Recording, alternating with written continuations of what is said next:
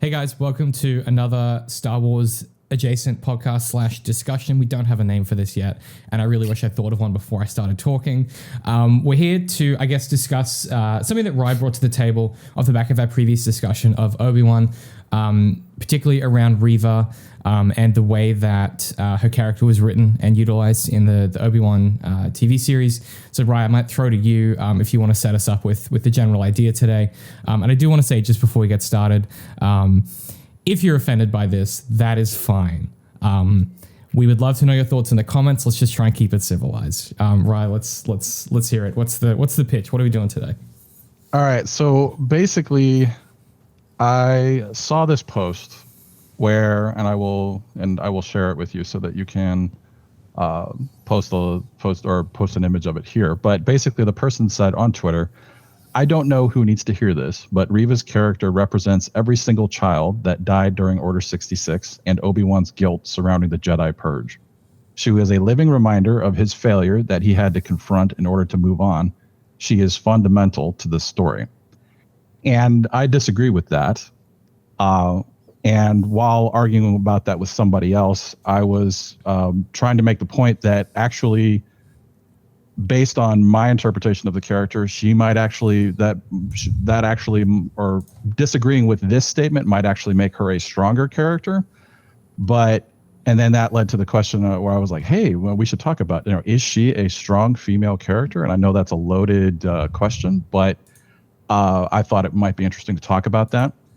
And so I said, hey, we have this strong female character flowchart that I did for Rey back in the day, and maybe we could talk through that, and that could be fun. Mm-hmm. But I think it's important to put some caveats on this. That just because they're a strong female character doesn't necessarily mean that they're good for the story that they're in, and just because they're not a strong female character doesn't mean that they are, vice versa, bad for the story that they're in. Correct. So they're basically two separate things that we're probably going to talk about today. Is first, is she a strong female character, and then her role in the story. Yeah, I guess something that I was saying to Darth before we jumped on the recording here is this idea that these aren't mutually exclusive concepts. She could be a strong female character and be bad for the story, or she could be not a strong female character and be good for the story.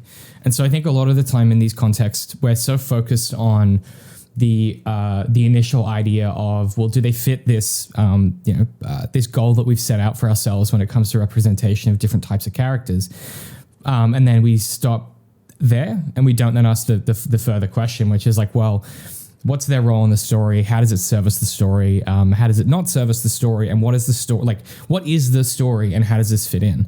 And so I just wanted to make that explicit at the start. This is probably going to be one of those ones where certain things we say or certain sound bites are going to be more salacious out of context than in context. So I would encourage you to stick with us throughout this process. I also wanted to just very quickly on the flowchart. So it's by Seth Molarsky from 2010. On overthinkingit.com. Now, those who would be familiar with the Overthinking It podcast, which you should be, it's one of the OG podcasts. They started when we did back in, 1,000 years ago. They're up to episode 730 now. We quit at 470. So Seth is definitely one up to me on that front. But I just want to call out, as a resource, overthinkingit.com is great. The way that I describe it is it's kind of a digital foundry for media criticism. A lot of it is emotional in its analysis, and then a lot of it is providing frameworks. So I think if you enjoy the psychoanalytical lens of literature, you'll really like a lot of the content being put up there. But that's where we got the flowchart from. I just want to, obviously there'll be a visual on screen, but if somebody's just listening to this, I want to just give you an overview of what the chart is that we're looking at. At a high level glance, essentially, it's sort of a mind map, right? It's a flow chart. You start at this big kind of purple pink hexagon, and then you have 5 core questions, which either send you down the strong female character route, and you've done it, or it sort of descends into this interconnected web of nightmarish questions that lead you to character archetypes like real doll, or damsel in distress, or perfect wife, or cutie badass, or badass Mary Sue is on there. Mary Sue's on there, which Rye discovered as he was recording his previous video. Ugly Duckling, the Shrew, Manic Pixie Girl, Manic Pixie Dream Girl, the Nymph, the Trophy. So, for example, the Trophy is Megan Fox from Transformers, which I still fundamentally disagree with. I think that if anyone thinks that, read the script instead of watching the film. You've got things like Suffering Wife, which is, Marge from The Simpsons, The Noble Score, which is the female character from Avatar, the blue avatars. You've got the bossy girl, mystical artifact. There is sort of, I guess what this chart attempts to do is take some of the work that Seth had done previously in his articles about likability in fiction, and then his articles about strong female characters, and try to visualize the theoretical framework that he's bringing to bear. Two things that are important about this. This is not a peer-reviewed, the original piece of work is not peer-reviewed. And this chart, Seth explicitly says this. He's like, this isn't gospel. This is just a guide. So if you disagree with the chart itself, that's totally fine. We're just using it as a mechanism for this discussion. So I was going to say, I was also going to say two things. The first one was what you said, this is by no means perfect, and there's plenty of ways that you could disagree with everything on here. But and the second thing is, just because they don't get all the way through the 5 questions to get to strong female character, does not make, like we said before, doesn't mean that they're a bad character. Like the example that I like to do is Azula is right there at the top as Girl Hitler, and I think Azula is a great character. Yeah. So it depends on their role in the story. I mean, you have one of the greatest cinematic characters of all time on there, Regina George, as the titular mean girl. So, there are characters in here that are absolutely phenomenal, but it doesn't necessarily make them a bad character if they fail those questions. You're right. I guess before we get started, Darth, can you tell us a bit about Reva as a character? Can you table set, I guess, who she is, I guess, to the story of Obi-Wan, and potentially anything larger than that we should be aware of from a Star Wars context? So where they went with this character was that she was one of the younglings who was training in the temple when Order 66 was issued, and Anakin was actually the one who came through the door with the troopers and killed all of her classmates around her, and in the midst of that he also stabbed her right through the stomach, and she faked dead, fell over, and in her words, she hid among the bodies and felt the bodies go cold around her. So this was a, let's say, 8-year-old, because she actually looks younger than Leia to me, who they said was 10. So maybe she was 8, maybe she was 6. I don't know. She was somewhere in that range. And just imagine that. And she had the foresight to know, I need to stay here and fake dead while she's feeling her friends go cold around her. That's the basis of her character. So there's so much potential for where they went with that story. And I'm not sure how well that actually plays out, but the entire point of her character in this show was that everything that she did from that point on, when she started training with the Inquisitors, and going around and hunting Jedi, everything that she did was to get close enough to Vader, who she knew was Anakin because she saw him at the temple, to get close enough in order that she could kill him and get revenge for her fallen friends, which happened, but she couldn't defeat Vader. And then she kind of emotionally broke towards the end of Kenobi, discovered that Anakin had kids, and then went off to try to kill his kids as revenge because she knew she wasn't strong enough to actually kill Anakin himself.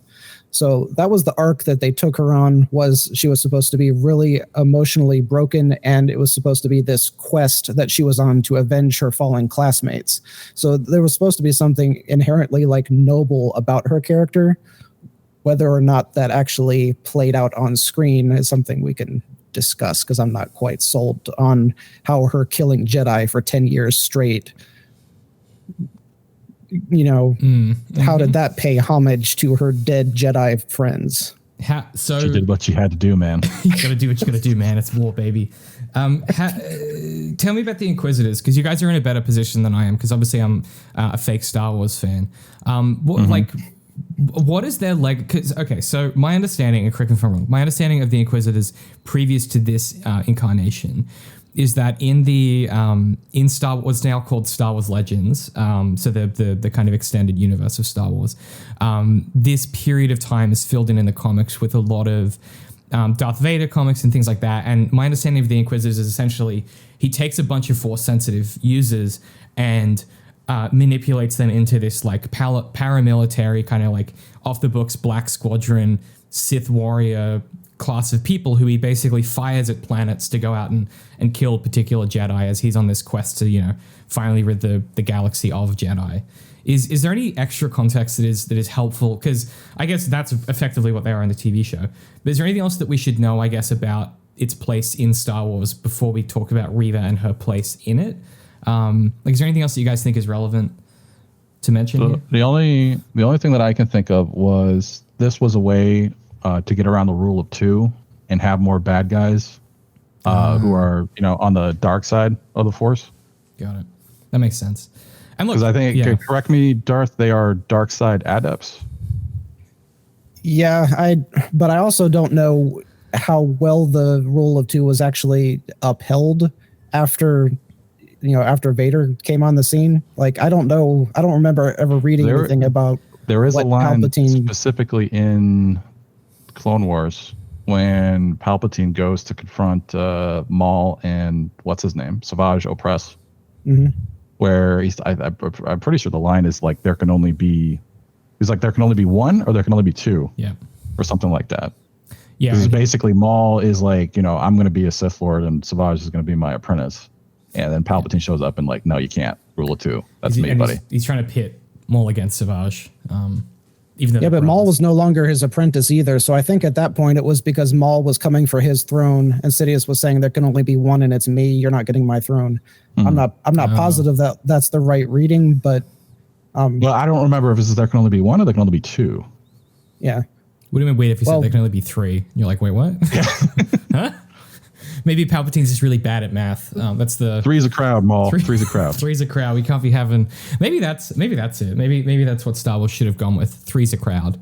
It's a much better rule than the rule of two. Well, I guess like the bottom line is of that particular scene there is my understanding of it was that you can't as far as like the rule of two, you have master and apprentice, like the one who has it and the one who craves it, that thing, and. So that you can't. That's a problem when you have like Maul and Savage out there as well. You can't have that. Got it. Yeah. So I suppose just a table set where we'll get through these questions in a second and really get into them, and we'll extrapolate on what each of them mean because there are deeper questions than what's on the chart itself.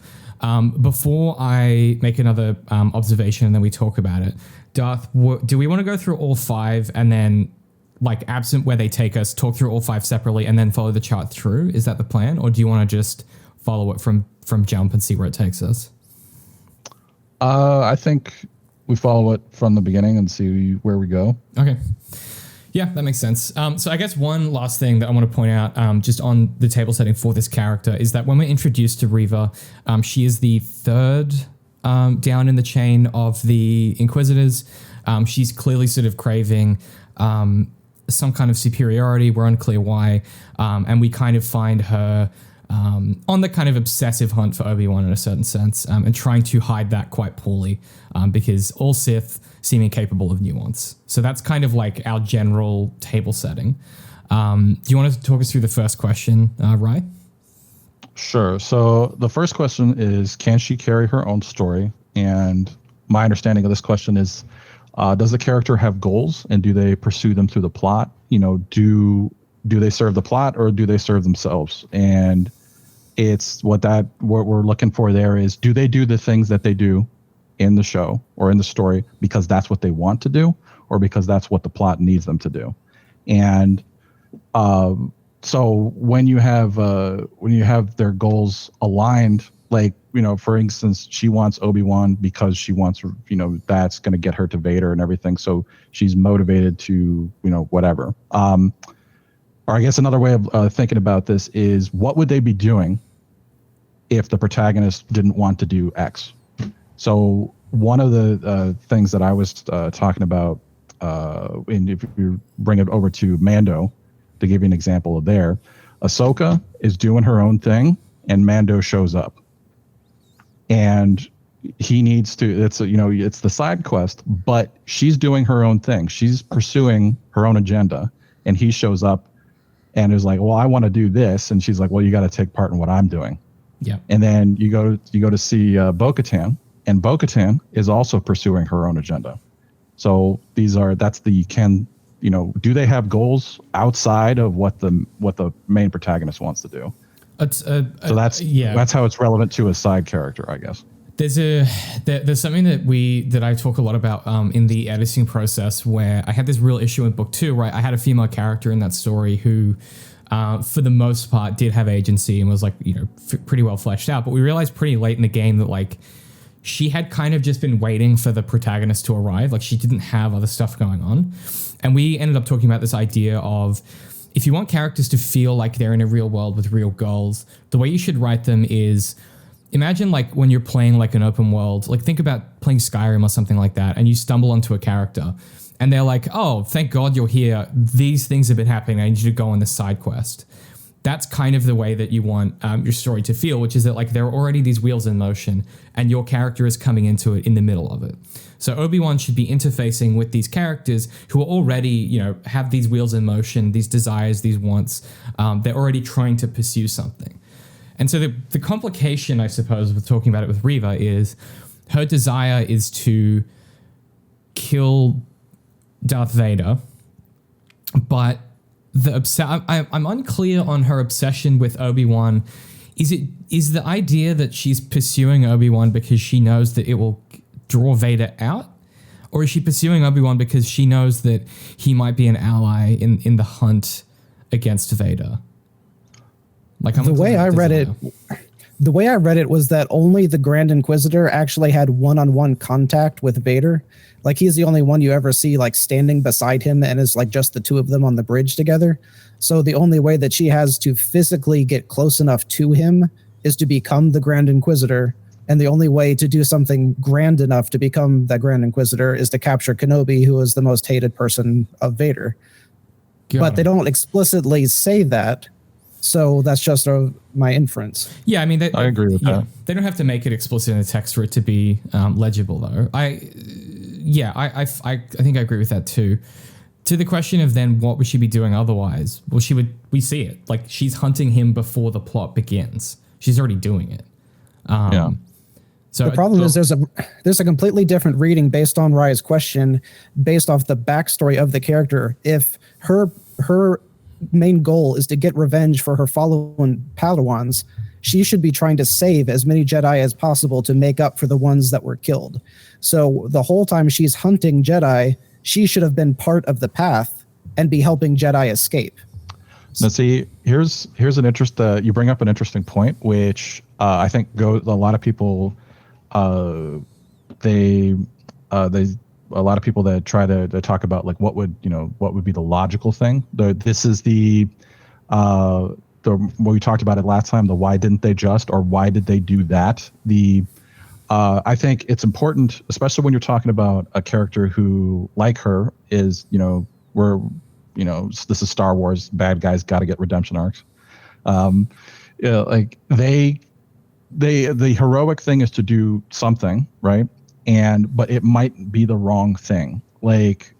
That's the heroic version of failure is, I'm actively doing something, but it might not be the right thing to do. And the arc can be sometimes to recognize that what I'm doing was wrong.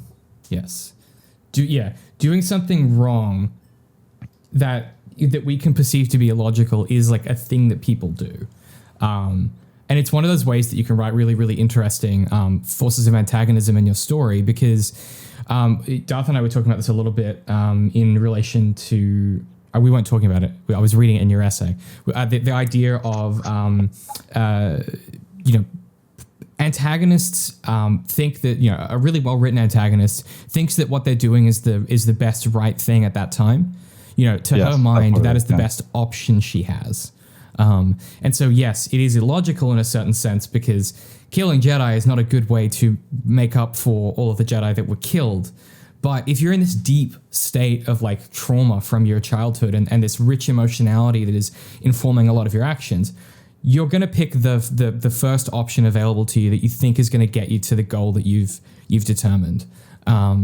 Similar to like, you know, the way that we see some of Kylo Ren's character in that first film that he's in, where like, you know, he kills that guy at the start instead of mind reading his brain because he's in a state of like, you know, he's deeply emotional. He's not making good choices. And I think it's important to make that delineation between what is something that we can obviously look at from, you know, our perspective as non-textual. We're not characters in a story. We can look at it from a paratextual perspective and say that seems dumb, but to the character, it's the best option they have. And so I guess to my mind, I think the answer is like, can she carry a story on her own? Yes. She has her own story happening here. Is going to be my suggestion for that one, unless either of you object particularly strongly. So another, well, let me say first of all that I do agree that I think she does carry her own story. But another way to think about that is, I forget where I read this, but it was something about like protagonists, and it's like, how do protagonists protag? And it's they drive the story, right? And I think I talked about this in where I was talking about The Force Awakens, where I was saying Rey doesn't do that. Rey does not drive the story. She doesn't protag. It's Han shows up and literally drives the story when they meet him. And even at the end, where you get to the resolution there, and or the resolution on Starkiller Base, it's not her that says, you know, we need to go blow that up because the Resistance needs our help. It's him. He says that because he's the one who's pushing the story. So the antagonist can do that as well. And that's what she's doing, is that she's the one who's like creating things. She's making the situations happen. She's the one who's actively doing something. And you know, like you have that switch for as the protagonist from the begin the story reactive, and then they go to, and on the back end they're more active, but which, I mean, he does that. But yeah, so I would say the answer is yes, and that she is driving the story. She's the one who's making things happen in the beginning. Another useful tool, I think this comes to us per Dan Harmon, I think, is protagonists either enact change on the world or they enact change in themselves. And both of those things will move the story. And if a character isn't doing that, then they're not a force of protagonism in that part of the story. And not every character has to be. You know, one of the greatest examples that I really like is Captain Christian when he talks about Spider-Man. One of the things that made really early Spider-Man comics fascinating is that Peter Parker didn't really change, but he changed the world around him in meaningful ways. And he enacted change on those around him in really interesting ways. Obviously, we see that character and the version that we have in the populace now is much more aligned with our kind of contemporary protagonists, where we want to see your Captain America arc of your growth and your change and your developing of empathy and all that stuff. But it's, you know, those early comics are great, and it's proof that like the character doesn't have to necessarily change. They can enact change on others or in the world. I think that's called the flat arc, right? Yeah, exactly. And I love that. Yeah, there's some really, really great protagonist stories that do that. Ted Lasso, I think, is a flat arc. Yeah. One could argue kind of Sam from Lord of the Rings. There's a book that someone wrote about that, which is really, really great. And have you heard Tolkien's response to why didn't they take the Eagles? Because then there wouldn't be a story, right? She was like, it was a really long-worded thing. He's like, well, blah, blah, blah, and this and that. Like and everything. A long and reason, what I tell them is shut up. Yeah. Dumb goof. All right. So are we all in, does the consensus yes on that first question? Yeah. Yes, she can carry her own story. Next question, Ryan. Okay. All right. Next question. Is she three-dimensional? We talked about this on the last show that we did. But I'll just say the same example that I used before is the first one. As the question, is she three-dimensional? When we're talking about the different dimensions of character, the first dimension is, you know, are they a good or a bad character? They're a good character that does good things, or they're a bad character that does bad things. And then the second dimension is, do we know something about them? They're a bad. I gave a terrible example, but like they're a bad guy that does bad things and they like cheese, and that's two dimensions to the character. And then the third dimension is they're a bad guy that does bad things. They like cheese, and we know why they're doing the bad things that they do. Mm-hmm. And we understand. We know, if we know and understand that, then every decision and choice and action that they take through the story is, you understand what motivates them and what gets them out of bed in the morning. Mm-hmm. So then, I mean, we obviously kind of we're able to table set it pretty easily before. Like we know why she's. So we were kind of alluding to it before, and I want to break that discussion out into a bit more depth. But we've kind of started discussing why she's doing these things. Now, to Darth's point before, whether her decisions are logical or not, I think what's fascinating about a character like Reva is that I think if the Dark Lord of the Sith came into my kindergarten and murdered my classmates and stabbed me through the chest and then recruited me into his service as an evil warrior, I might come out of it pretty fucked up. Like I might have some issues maybe. And so like, is she a bad character? Yeah, maybe. Is she good or bad? She's presented as bad. Is she doing bad things? Yeah, she's doing hella bad things. She's assassinating Jedi. Why is she doing it? Because she's trying to work through this trauma and trying to find some kind of closure to this thing that happened to her, and is doing it through like the worst possible means, right? It's the best of, it's one of the choices that Sean Coyne talks about, which is, the best of bad options choice, where some stories will be your choice between, infinitely comparable good or your best of bad choices. And this is best of bad choices where there are no good options for Reva here in what she could do to make this better. Because if she goes with the path, then she makes herself a target and is more likely to draw attention to herself and then fail in her goal. But if she aligns herself with Vader, she has to do bad things in the greater service of good. And so I think, at least to my mind, there's a lot of rich emotionality in this character that we get access to. And I feel like that moment, the moment I want to call particular attention to is where they're trying to break through the blast doors, and it's Obi-Wan and her talking on either side of that blast door. That scene for me is when I really went, this is a character who is like fully independent of the story that's happening here in her like emotional journey. Like she's working through some entire other stuff than Obi-Wan is. And yes, there is some rhyming and echoing, which we'll talk a little bit about later, as far as sort of the, Obi-Wan's guilt and his confrontation of Vader and things like that. But certainly to my mind, like she ticks a lot of boxes in this category. Darth? Yeah, something that they only really hinted at that would have given her character way more depth was there was one line where one of the villains says to her, "You are the least of us." And that was an explanation as to why she is trying so hard to get Kenobi, because she is the very bottom of the barrel as far as the bad guys goes. So her chances of getting up to be Grand Inquisitor are like zero. And my interpretation of that, usually when it's a Force user and someone says you're the least, that means that your literal connection to the Force is not as strong. So you're not as great of a warrior. You're not as strong with the Force. At least in the old books, there were like really varying degrees of Force power. And I think even Obi-Wan was supposed to, in the old books, like he was not supposed to be a particularly strong person with the Force. He just had like barely adequate levels of midichlorians or whatever you want to call it. But the reason that explanation didn't track with how they built her character was that she didn't physically act like the least of them. Like if you're supposed to read that line in the way that saying she's the least skilled Inquisitor or she's the least powerful Inquisitor, like the parkour scene where she's running on the roof, she looks entirely competent when she's knocking stuff over and she is running, and in every fight scene that she's in, I mean, yeah, Vader beats her, but she looks extremely competent. Like saying that she's the least of them and then having her look like she's the best of them just doesn't really track. And if they had consistently shown her to be weaker, then her anger would have made a whole lot more sense, because you could see inferiority. Yeah.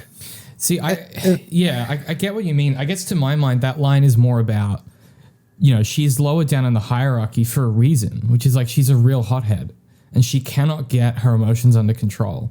Like she just simply can't do what she's told. And to me, but that's not a trait of the Sith, though. That's a trait of the Jedi. I got another thing, which on what Darth said there, because I just watched that scene earlier today. And first of all, I think it's a great line. But I recognize a lot of situations where it's like, this is a great line. Doesn't work in the writer's story, but great line, And that's what a lot of my writing was, where I could create like a great line and then have no idea what story to put it in. Anyways, so because it's a great line because you were the least of us, and then you came from and we found you in the gutter, etc. And then when she stabs him, and who's in the gutter now? Which such a good line. Yeah, so call back, and the issue that hadn't occurred to me before Darth brought it up was that why would these this is sort of like a classist thing? Why would that matter to these people, especially to Vader, who we know where he came from? Why would that matter to him? Clearly it matters to the Grand Inquisitor, but why would that matter to Vader? And because they're his boys, right? Like the Inquisition is they're his guys. Like he started this whole thing. It's not like Palpatine isn't out here being like, you need to start an Inquisition for. Like Vader's the one doing it. Is my understanding. Hunting down the Jedi, yeah. Yeah. Neat hobby, Vader. It's a really interesting point. Is like, why is she lesser than? And it might be one of those things where I think I'm coming around to it as we're talking about it, which is I suspect that what's the alternative here, right? Like, what is your alternative in your narrative construction here? Is do you make her head of the Inquisitors to start with? Well, that seems counterintuitive because she needs to kind of climb up the ranks. Do you make her less powerful? Well, that makes her less of a threat to Obi-Wan. You're kind of stuck between a rock and a hard place with how you want to construct this character. And to your point, Darth, about the getting emotions under control being a Jedi thing, I think I'm more thinking of it in a military context where these are a elite squadron of hitmen. If you're constantly losing your mind and getting too angry, you're not going to be particularly efficient at this task. And yes, I know anger is a strength that is for the dark side, but I'm thinking as an organization, if you think of the Inquisitors as a small business, if you will, someone constantly getting way too angry during business negotiations is going to cause you some issues, right? And so that was my take on it, but I'm also not reading it through the facsimile of the Jedi and the Sith. I'm just kind of looking at it as a story by itself. And so presented in that context, I completely agree with what you're saying. I think the second brother even says that to her. This was the scene, I think, right when she chops off a pedestrian's hand and then threatens to kill Owen, and then second brother drags her aside and says you're being too impulsive or something like that. So I mean that fits exactly with what you're saying, but I mean that's how her character is introduced, right? In the very first scene where we meet them, where the Grand Inquisitor is making a speech and he's slow cooking the scene and everything, and she just throws a knife at the guy. Yeah. And I think doesn't he chew her out right then for being or no, he's like, you need to stop this. Is he chew her out for being obsessed with Obi-Wan or for flying off the handle too quickly? Obi-Wan's later. This is flying off the handle, I believe. Okay. Yeah. I think the Jedi gets away. Yeah, and I think he says one line about her being too impulsive, and then she says we should be out hunting bigger prey, and then he says you need to get over your fascination with Kenobi. Okay. Yeah. So yeah, I would subscribe to the idea that she's the least of them because of her inability to, keep things on a low simmer. She can't see the bigger picture for what it is, and she's currently failing to realize what she is? She's the cop who beats up the suspect, or makes the impulsive decision, failing to see the bigger picture because they're so they're hot-headed, right? She's the hot-headed rookie, is I guess her archetype in this organization. If hot-headed rookies were murdering innocent people in Jedi. We're kind of answering the fourth question here, but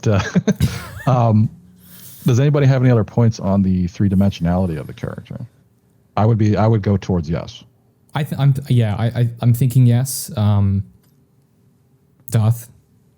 I really want to say no because it's like the hints are there, but I don't know if it really gives you a fully fleshed out 3D character. Like, I mean, yeah, the stuff with her backstory is nice, and the stuff we're picking apart about her personality and being over impulsive and all that stuff is nice. But she still feels like a mystery box to me. You don't feel that by the end of it, when she flies off the handle and chases down Luke and then like completely breaks down as a human being, like for me that was such a like that was I thought that was so a brilliant rendering of the kind of person that would end up in this situation. Like I just felt that was so well earned. You know. Let me put it a little bit differently. Do you think that she lacks the third dimension because you don't know or understand the why of her character, or because you don't think the why is that good? Because I would lean towards the why is not that good. Yeah, I'd probably agree with that, because it's like what David just said. Like at the end of it, like I loved that version of her character because like that felt real. I guess it's just like the way that she got there didn't feel real. So I loved where she ended up, but getting there it didn't feel like the best laid out arc. That it doesn't make sense even in the context of what we said earlier, where they can be doing the wrong thing. Yeah. With the right intentions or whatever. So yes. So we have two yeses. Do we have a yes or a no? I feel like I'm being peer pressured into a yes because I'm 50-50. It's well, fine. you could say no, but it's 2-1. So we're gonna go with yes. And plus, I think the next one is gonna not matter anyway. So don't worry about it. It's like, do you strenuously object? All right, not strenuously, no. All right, so if we go with yes, does she represent an idea? And this is a very complicated question. Can you? This is the one that I think I struggled with the most when I was trying to understand like how everything works on here. But like the best way that I've found to answer this question is, can you sum up this character in one word? Mm-hmm. Revenge. I was also thinking vengeance. Some big Batman fans out here. Yeah. I mean, she does represent revenge. Darth, can you not Darth, right? Can you reread that comment that you had earlier? What did they say that she represented? Oh, this is I don't need to hear this, but Reva's character represents every single child that died during Order 66 and Obi-Wan's guilt surrounding the Jedi Purge. Represents his guilt. So I can go into why I disagree with that. Yeah, I'd love to hear. Well, yeah, I mean, I've already thought of a few reasons, but yeah, I'd love to hear your take on that. That's a really interesting. So interpretation. My disagreement with this is, firstly, that she is like with that she's fundamental to this story, and to me, she is only fundamental insofar as she is the one that kidnaps Leia, and that is the end of her fundamentality to the story. This we can save most of this for the second part, which is the role in the story, etc. But the character that Obi-Wan has to confront, the guilt, the embodiment of that guilt, is Vader, and that we see that from the very beginning, where he feels guilty about what happened to Anakin. You have Owen showing up, the reflection character, saying, like he did with his father. She, pokes him, and it was like, oh, you didn't know he was still alive, or whatever. And then he shows up, and it's basically that's the character that he has to confront, like Vader talked about, or not Vader, Darth, first name. Like Darth talked about last time, how the "it's not your fault" scene. And that's what Obi-Wan needs to hear to move on. Like I watched that scene again, even though it didn't have anything to do with Reva, but I watched that scene again today, and oh my god, it's really good. It's so fucking good. Makes me mad how good it is. Like Ewan McGregor just kills that scene. She's acting the shit out of it. It's so good. Yeah. But yeah, like that, like his journey is to, deal with his guilt Anakin, not what Anakin did at the Jedi Temple and the younglings. Like that comes up for about 2 seconds when they're talking through the door. And she's like, well, why weren't you there, or why didn't you do anything? And he's like, well, I was off, getting shot at by Commander Cody or whatever. Yeah. And I mean, he redresses those mistakes in A New Hope, right? Like he becomes an active participant again in A New Hope by choosing to take Luke on the path effectively. That doesn't come up for years, right? He and I would say too that it seems like an odd connection because Reva is so active in her placement. I guess like semiotically, she's very active in her pursuit of revenge, whereas Obi-Wan is sitting on his hands for 10 years. Like I think the comparison is even just at a fundamental level, it's maybe misinterpreting what representation is, like in a thematic and I guess like phenomenological sense at the very least. Like well, I think it's the problem with what they say here. She represents every single child that died during Order 66 and Obi-Wan's guilt surrounding the Jedi Purge. Is that this is something that is obvious, probably, or maybe obviously, but probably he feels a little bit guilty about. I would imagine he feels a little bit guilty about like what happened and everything, but oh crap, where was I going with that? I completely went off the rails. No. Yeah, that's something that he feels a little bit guilty about, but it's not the thing or the guilt that he needs to overcome in this story. Yeah. Yeah. And like a huge reason that statement that they made doesn't work is that Anakin did not wipe out the Jedi. Like this is a misinterpretation that I see all the time, that Anakin's downfall had very little to do with the Jedi being wiped out. Like he helped, but Sidious had an army. The army killed the Jedi. Anakin just helped. So it did not matter. Obi-Wan's failure with Anakin, whether or not it was his fault or not, that did not cause the downfall of the Jedi and the downfall of democracy. That was just this little side quest that was happening at the same time. So saying that Obi-Wan was responsible, that Reva was the embodiment of all of the kids that Obi-Wan was responsible for killing, that doesn't track logically with the actual story. And even emotionally. Side note, Plo Koon's death hits so much harder after you watch the Clone Wars. Yo, Plo's bros, man. Plo gets done so dirty in that fucking film. We're just clones, sir. Not to me. Yeah, God. Great line. Clone Wars is so good. Another great line. I was going to say crap, what was I going to say? I was going to say something about the emotionality of... No, it's gone. Cool. Awesome. Oh, yeah. The Order 66, the Fall of the Jedi, you're right. That's Palpatine. Palpatine is making that happen and uses it as a catalyst to turn Anakin. Anakin is not the arbiter of that decision. He is a victim of that decision in a certain sense, where it's, Palpatine uses it to manipulate him and push him further across the line.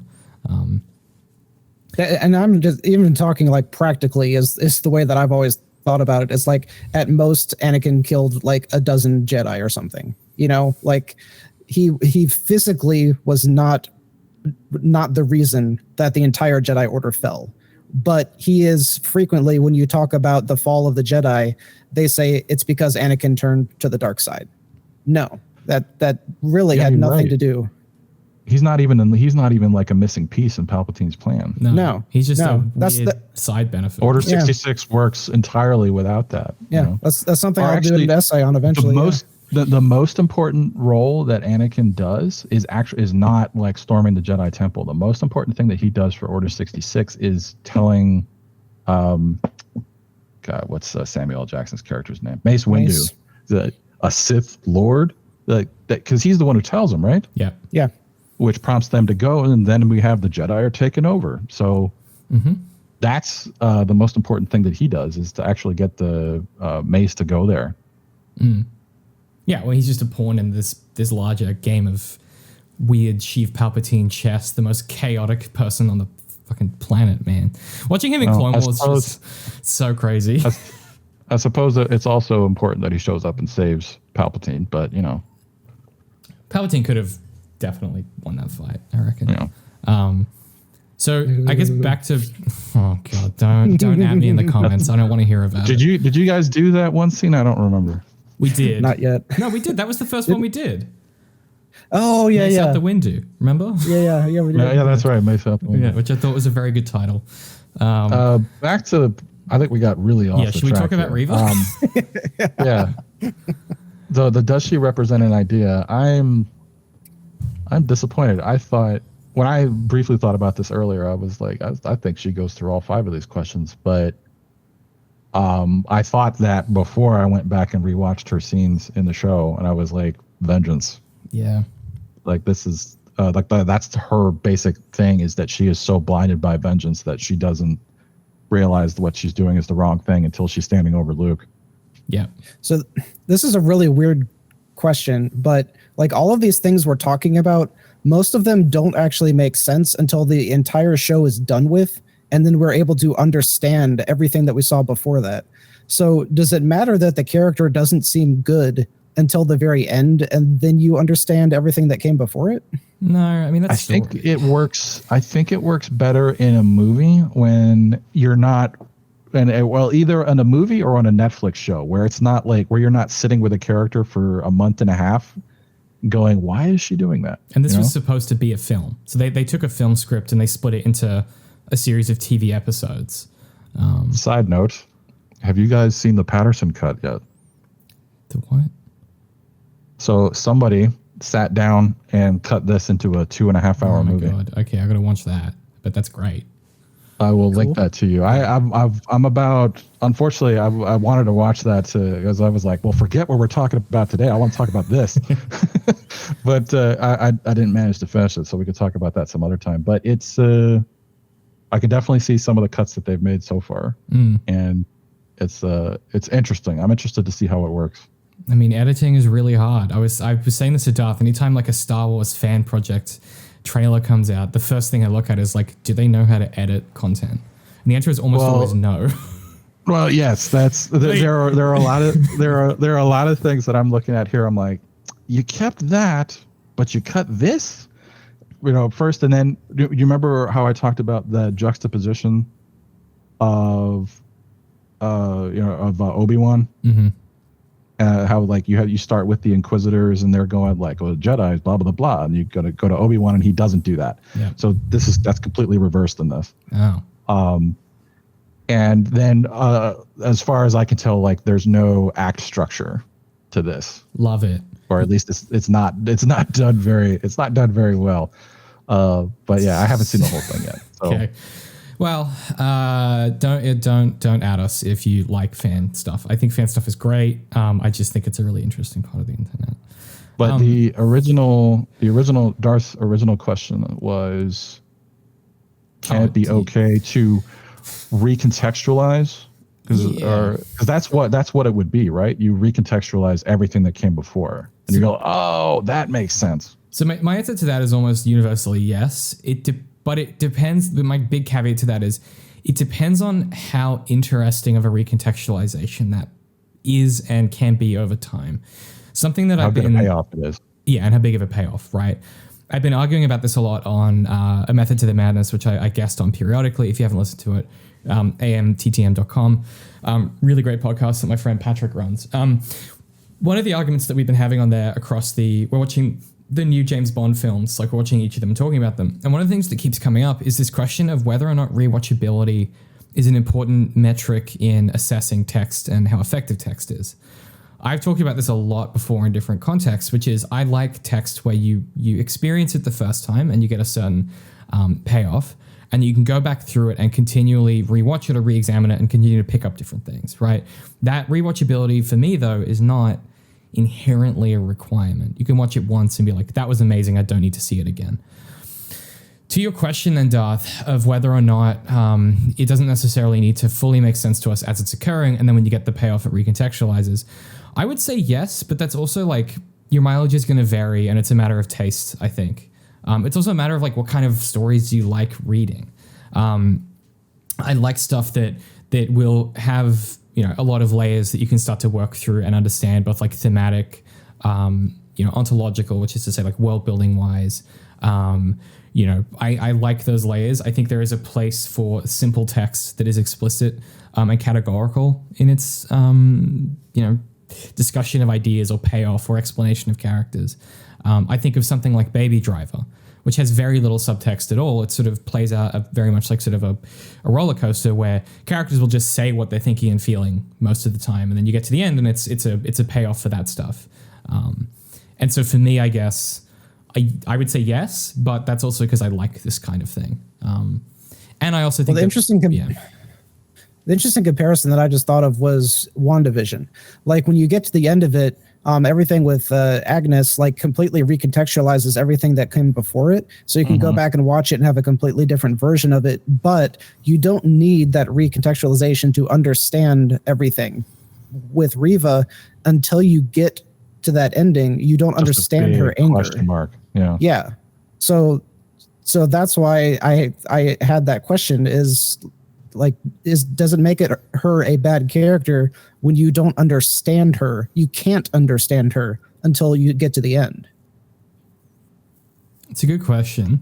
I think that's interesting because I didn't have that problem, and maybe it's because I just like all I do is think about text all the time. I immediately saw her and I went, "Oh, I probably know what they're going to do with her." The second we got the revelation that she was going to kill Vader, I was like, "Yep, cool. She's either going to get killed in the third act, or she's going to have to like reach a breaking point where she lets go of this." And so for me, like I just read that as, well, I know how these characters go. So maybe I was bringing my own, like I guess like literary baggage onto that and being like, well, I understand this character immediately.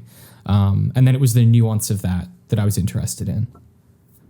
Ironically, I think she would have been way stronger if they cut that backstory entirely, and she is just an extremely ambitious evil person. She wants to be the Grand Inquisitor. She will do anything necessary to be the Grand Inquisitor, and she's always angry because she's bottom of the barrel. She is the least of them, and she wants to be the best of them. Or she's just doing whatever she can to survive. Or there's 100 different ways you could take that character. Yeah, I just think this is a different TV show than that, though. Like this is a very much like a character study type piece of text versus like a Star Wars, which is like your big space opera. Like this is really sort of I think genre-wise, formally, it's a little bit removed from what we would expect. And so a character like that in this show, I'm not saying they shouldn't have done that. I think that would have been awesome. A character like that would have felt a bit cartoonish, maybe, in the context of what they were going for. But no, it's an interesting point. So I think the way to achieve what Darth is talking about is you don't add that third dimension until later. Like you keep them a two-dimensional character until that moment where you're like, oh, there's an important why to what they're doing, as opposed to it's a question that you have right away of why is she so obsessed with Obi-Wan, and then it's basically and that's and you extrapolate from there. But like if she was just a bad guy that did bad things, that liked cheese, up until the point where we're like, oh, you were a youngling, and then that they're like, oh wow, mind blown, you're adding a third dimension to the character that we didn't know that we needed.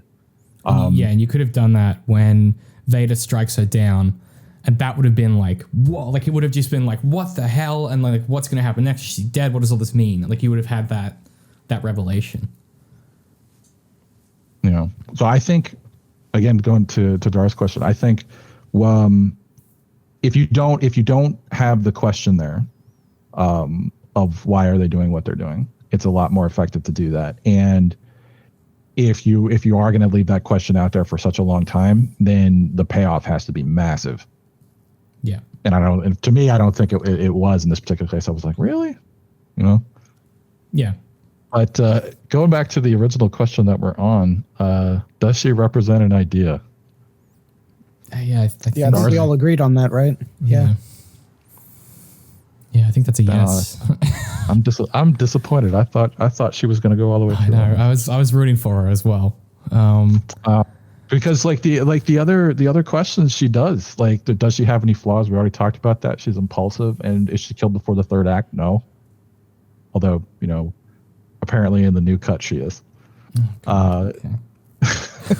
But yeah, so anyway, so the answer to that is no. So moving on to unless we had anything else on that, we can move on to the next question. No, I think, well, that brings us down the chart. Wait, wasn't that one, does she represent what you said? We said yes. That was the revenge one, right? Yeah. Just does she represent an idea? You said revenge. I said vengeance.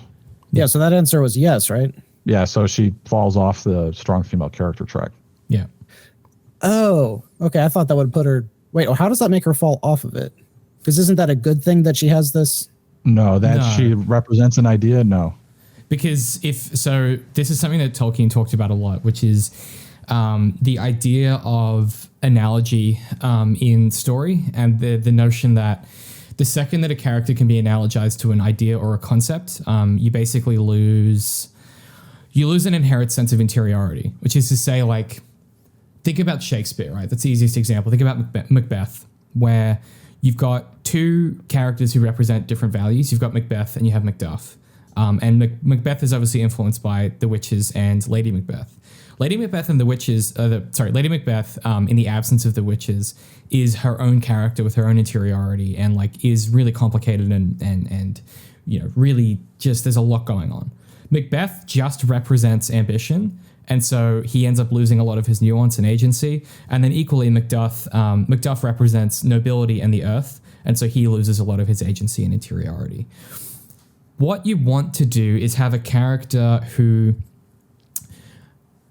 participates in the story and maybe has a few different traits that are representative of different things. But the second it's one thing, you're basically saying, like, well, their character represents revenge, is another way of saying their character is on a predetermined track that we can immediately like pick up on. That's why, like I was saying before, the second that she was like, yo, I'm out here to kill Vader, I immediately went, okay, cool. I know your entire motivation. I know where your arc's going to crescendo, and I know how you're going to fall off of it. Because very often people don't do surprising things with it. So you want someone to represent one idea. You want them to have a series of ideas that their actions or things represent that are kind of at odds with each other. You want someone that represents revenge, but also like serenity maybe, or you want someone that represents ambition and compassion, and those two things should be in, if not in direct conflict with each other, then at least create friction, which generates interiority, which generates growth and change. And so not having that, you kind of just have like an anime character, effectively, think of like a what's the show and jump style anime characters, like they just sort of they don't often get that interiority until they've been in the show for like 300 episodes. So does the fact that she spares Luke not do that? Not do what? So like I think I'm trying to remember the words that you just said, but it basically, so I think a part of the extrapolation of this question is like, do they do anything that like surprises you, and which is that like the two trait concept that you were talking about is like they conflict with each other, and that leads to like interesting things happening. Her character represents vengeance, and she's that's her goal, that's her driving force and everything, and then she finally gets the opportunity to do that she wants with Luke and can't. Yes, because she gets what she wants and pays a heavy price for it, which is her belief that her revenge is the right thing to do, and she ultimately gets what she needs, which is the ability to let this go. So in my mind, it's not like that's every revenge story, right? Yeah. Like at the I can see it that way. I'm just trying to tick all the boxes here. Yeah. No, for sure. I don't know. I always think about oh my god, in the Dark Knight, at the end of that, where Batman doesn't kill the Joker at the end. Or Daredevil, right? Season 3, like he's got Fisk on the ropes and he could kill him and he chooses not to. It's like revenge stories ultimately kind of have that thrust, and the work of the protagonist is either to, this is all stories, but in particular, just in this framework, you want the character to pursue what they want, so their desire, and they pay a heavy price for either achieving it or realizing they can't have it. and that's usually going to give them what they need or have always needed. And so for me, like, this is pretty by the books. You know, she gets Luke alone, and in that moment realizes, like, oh, this has turned me into a monster. Like, this isn't who I want to be. The lie, the ghost, the want, the need. Yeah, exactly. Yeah. Right. Villain? That explanation was so interesting, because I realized that that's one reason that so many people really dislike classic Superman, is because all he really is an idea. He is like truth or nobility or however you want to define it. American way.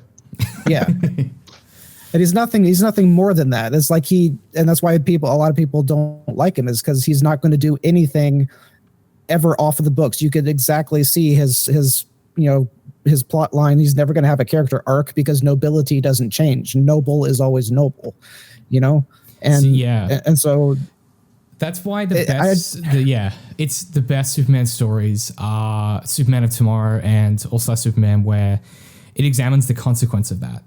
And it's like, if you are that, what is the price that you pay to do that? But then like, Superman's just kind of dull otherwise. But that was just so interesting, because I would have initially argued that having someone represent an idea or a thought could be a really good thing. But I'm learning. Hey, I'm gonna make you into an academic one day, Darth. Don't you worry about that. You're not gonna be able to enjoy anything. You're gonna sit through everything and pick it apart. I anytime that I ever feel like I've learned something, that's a pretty cool day for me. Yeah. So yeah. Does she represent an idea? I'm voting for yes. Yeah. Yes. Yep. Okay. So if she does represent an idea, then she's no longer on the strong female character line, which, like as we said before, doesn't necessarily make her a bad character. Depends on the story that she's in. Is she a villain? Yes. She has a red lightsaber. I think that's a pretty clear indicator. She's a bad guy. Yeah. That likes cheese. Is she sexualized? No, I don't think so. Not at all. It's Star Wars. I would also say no. Yeah, I think she's genitals in Star Wars. She's made her outfit, I feel, is made to make her look badass, and it's not like sexy boob armor or anything like that. It's like she's gonna step on you and stab you through the chest armor. Like, it's fucking sick as hell. Well, some people are into that, Listen, David, you said it's Star Wars. Like, Star Wars has not done that stuff historically, and there's like Princess Leia slave bikini. Just oh no. Yeah. Was it Ayla? Is it Ayla Sakura? Who am I thinking of? I know the name, but it's not popping into my head. But I mean, there's a lot of stuff like half of Natalie Portman's costume getting torn off just so we could. Oh God! I swear, there's no other reason aside from just. I forgot that Lucas made Star Wars films. For a minute. There's no underwear in space. Oh, that makes me want to put my skin on Inside Out. Icky, Lucas. All right. Yeah. So have you not heard that quote before? I have. It just makes me want to die every time. Awful. So is she sexualized? No. Okay. Is she over 35? No, I don't think so. I don't think so. Because remember, this is 10 years after Order 66. Oh, yeah, she'd be like 25 or something.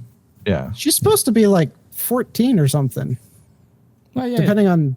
She's not more than like 25. Yeah. Yeah. I would agree with that. Yeah. So over 35, no. Is the protagonist male or female? Male. Obi-Wan's the protagonist, right? Yeah. And does she hate men? No. I think she hates everyone. She hates everyone. Yeah, so no. that's all right. She hates everyone equally. Yeah. My kind of gal. Does she hate men? No. Does she want to be involved with the protagonist? Involved. I think that means romantically. Oh, no. She wants to kill him. Yeah. Which is crazy, because have you seen Ewan McGregor? Like, what are we doing? What are we doing, Reva? Yeah, that hair. Yeah, get you a slice of that Obi-Wan pie. I don't know if this is ever going to fit into any of these questions, but I just realized that both of the female Inquisitors are subservient to both of the male Inquisitors. In every scene we see them in. Star Wars. Get woke. Get woke. I was saying to Darth before this that it drives me to no end that people people keep claiming that Star Wars is like woke and like, you know, full of like SJW politics and stuff. And I was saying that, like, I think I said this last episode. I say this all the time, but like it both overrepresents what Disney is doing with their representation and just like is really insulting to anyone that isn't a straight white guy. Cause it's like, they're not even trying. Like anyway, they should be. I'm just saying we need more politics in our Star Wars. You reminded me of a quote that we need to talk about later on. Okay. That Darth brought up. But let's see. Yeah, does she want to be involved with the protagonist? No, right? Mm-hmm. Okay. Is she annoying? No. I think you could make an argument that maybe if you didn't like the character, you go like, yeah, she is annoying, but I don't think she's written to be annoying. Yeah, like she's not textually like an irritant. Like she's not there to be annoying. You could find her annoying, but she's not. Yeah. But it's just like when some antagonists, like their only play is to just yell angrily. Like that just gets annoying and tiresome to watch as an audience member. And she kind of fits that role to me.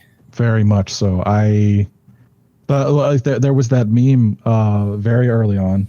I would have to find it, but it was that you see it all the time. Are like the character sad, angry, happy, and it's all the same face, you know. Mm-hmm. And that's like basically like her response to everything was to either yell or talk angrily about it, or etc. And she doesn't really get, and that was one of the issues that I had when people were talking about like, oh, she's not well written or the acting is terrible. I'm like, I don't think she's really got the material or had the material early on to really show any sort of range like she does in the last episode. After, you know, she goes to kill Luke or whatever. But like the thing that I always love to bring up is Natalie Portman from the prequels. She is a tremendous actress, and she looks terrible in the prequels. Mm-hmm. And it's I have because we've seen her other work. I have to imagine it's not her. But I say this about Kristen Stewart in Twilight all the time. Same with Robert Pattinson. Two of the most like talented actors out there doing it. And if you get into a project like that, and you know what, they nail the assignment. They do exactly what they're supposed to with those characters, and people hate it. So I think the better question for what you guys are talking about is she angry and emotionally closed off? Yes. But is she annoying? I don't think she's written that way, and the story isn't positioning her like she's an annoying character. Yeah, agreed. Yeah. So we're saying no to that? Yeah, we're saying no to that, right. I think. So we have reached an endpoint, which is that Reva is a hench lady. What a great turn of phrase, hench lady. Yeah. I mean, I don't think that's an adequate summary of the character, but it's not far off. She's a hench. I would say that she's a tragic hench lady, right? Like she's an ill-guided one, right? Like there's something about her position in the story of like, you know, I think in a different context, this would be, I'm trying to think of an example, but this would be like your kind of, your side character who exists only to do harm, you know, to be a physical force of antagonism in the story. Often where you'll have a leading antagonist who is non-physical or is, you know, somehow kind of not a physical force of antagonism. I think you often get the hench lady archetype attached to that because you need someone who can beat the shit out of you. I think I was saying in some of my notes to you, Darth, that one of the best examples I always think of in this is if we take the gender out of it for a second, one of the best examples here is in It, the book. The films do a good job of this, where It, the creature, can't physically harm you unless you believe it can. So what it does is it puts a glamour upon this local bully who can beat the shit out of you and later on will stab you with a knife. And so he occupies that role of like the henchman or the hench lady. And I think this is alluding to that same idea, which is like you're there to do the bruising in another way of saying. You don't really get to have exteriority beyond that. The only issue with that label in my mind, although I'm picturing it as a hilarious license plate, where it just says henchwoman. But the only issue with that in my mind is that like henchmen are so frequently, like they're not even named characters. They never have dialogue. They're just people that go off and do stuff. And like Rye had said several times, like she drives the plot, and she drives it way more than you initially see, because like she's the reason that Leia was kidnapped. She's the reason that Obi-Wan goes from point A to point B. She's the one that puts the tracker on Leia's robot so they're able to track them later. So she literally is the person that pushes them from every single, major plot point to the next major plot point. So that's way more involved than a normal like henchman type character traditionally is. So I don't know if there's like a henchman prime or something like that. See, I feel that it's an inadequate description of the, like we said at the beginning, this whole chart is not perfect, but I feel it's an inadequate description of the character because which directly relates to the second half of what we wanted to talk about, which was their role in the story. And I think that's why the answer to that question, which I already have some ideas there, is partly why I feel that this is inadequate description of the character. Mm-hmm. So unless anybody else has anything on that, do you want to move on to the? No, I think let's talk about the let's talk about the nuancy bit now that we've spent an hour making people angry. I think we've done okay. I mean, well, if everybody's angry, then we've been fair. So true. If everyone hates you, it means you did a good job. I'm always saying that. Yeah, you were unbiased. Yeah, I told David before we started that just like looking on YouTube, it's like 50-50 videos that say Reva is amazing, and the other half say that she's the worst character ever. Yeah, there's nothing left for the middle. It sucks. Yeah, and that's where we come in, baby. Tepid defensive things that we kind of don't quite believe in. Hell yeah. Yeah, we're here to represent the crowd. Put that on the t-shirt. Yeah, so the thing that I wanted to talk about as far as like their role in the story is, and going back to that original quote that started this whole train of thought, which is that she is fundamental to the story. I actually said to the person that I was arguing with, I'm like, she is not fundamental, or she is only fundamental to Obi-Wan's story in that she's the one that kidnaps Leia. And like Darth just said, she also pushes the plot forward after that, but she doesn't necessarily have to be the one to do that. She's not once Vader is brought into the story, she is surplus to requirements. And after that, it's no longer she's involved in his story, it's that he's involved in hers, to me, because that part at the end with Luke is not at all about Obi-Wan.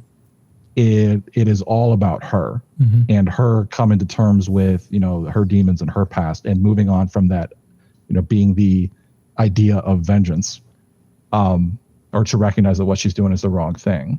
Because she brings Luke back, and then Obi-Wan's like, you get to do the Kylo Ren arc that everybody really wanted to see at the end of the Rise of Skywalker, but you can go do that now in your own show, but that has nothing to do with like his story. That's all about her story. There's another beautiful line in there where she looks up with these like tears in her eyes, and that was the moment where you had alluded to this before, but I was like, she can act. Like, I'm sure she's a great actress, but you don't see it anywhere because this character is just like written to yell or be angrily silent. And then she has this beautiful acting bit right at the end where she's just falling to pieces, and she looks up at Obi-Wan and says, "Have I become him? Have I become Anakin?" Oh, it's just that was a beautiful, beautiful line. So good. Man, I love this TV show. It's really good. I guess to add another layer to that, like it is interesting how, we get obviously Obi-Wan kind of resolving his piece there with Vader, and then we sort of get the coda of him, like you say, interacting with her story at the end there. And so to that question of like whether it's fundamental to the story, I think it really depends on like how you view like what a what a text story is. Like, is it the critical path, right? If we go back to the idea of the video game logic that I alluded to before, is the story of Skyrim the critical path of the main quest? Or do you also include like some of the bigger side quests? Is the Civil War side quest, for example? If you look at, say, what's a good example? Say Revenge of the Sith, right? If you look at that, you say, what's the critical path there? Is it Anakin and Obi-Wan and their arc toward the end, or is it also Yoda and Sidious? And so how do you delineate and understand like what is essential to a text and what isn't? And I think one of the ways that I often talk about it, at least in my editorial process and writing process, is two things. Is the scene in service of the thematic goals of the work? So is it working toward the thematic outcomes of what you're writing about? So in this case, Obi-Wan is about, as a show, it's about revenge, and it's also about, guilt, right? Those are the two kind of key concepts at play. And I guess like you could argue like responsibility or something if you want to think about Obi-Wan and Leia. So it's either, in service of what you're thematically going for, or it's in service of your character and plot, which are the same thing, by the way. Like the character exists in service of plot. And so if the scene exists to do one of those things, then it is essential to the story. Otherwise, it is non-essential. Being non-essential is not bad. It just is a different mode of existence in text. Like the inclusion of Liam Neeson at the end, Qui-Gon Jinn, I would say is non-essential to both things, like both the thematic and the character, but it adds a nice little flourish to the idea that Obi-Wan is reconnected with the Force. And so it's an interesting question. And in that context, is Reva essential, or is her story essential? I mean, it kind of depends on, where you fall and what the show's about, really. I mean, two things. Go ahead, Dar. I want to talk about Qui-Gon like really briefly because I love him. But the entire show leads up to that scene. So a lot of people are talking about how it came out of the blue, but he's constantly trying to talk to Qui-Gon, and we are constantly after we see the end and then go back, and then now we know he is emotionally unable to talk to Qui-Gon. So once we get to that end and we see that journey, maybe Qui-Gon makes more sense when you're looking back and seeing that it was, I don't know. I kind of go back and forth. That's what I was going to say, is that I don't like what I said before in the last show, that I thought it was a fan servicey moment, and that I was so out of the story at that point that I was just like, oh, fan service, nice. Oh, it's good to see him. But and it was, but I would say that it's not totally a flourish, because like it's right at in the very first episode in Obi-Wan's reintroduction, or the introduction to where he is now. It's like he's actively trying to reach out to Qui-Gon, and he's not getting anywhere. And then he does later on in the story as well, where I think I forget where he said it, but he was like, Master, like if you were going to step in, now would be a really great time, or something like that. Yeah, he's sitting on the ship and he's about to go confront Vader. Yeah. So for him to show up at the end is I would say that's it 100% fits in there. Yeah, I'm not arguing it doesn't fit, but I think you get the same outcome of the reconnecting to your past self and accepting who you really are with his interaction with Reva there, where he basically takes on the role of mentor and Jedi again in the context of that conversation with her. So like you could probably trade either or, like to a certain extent.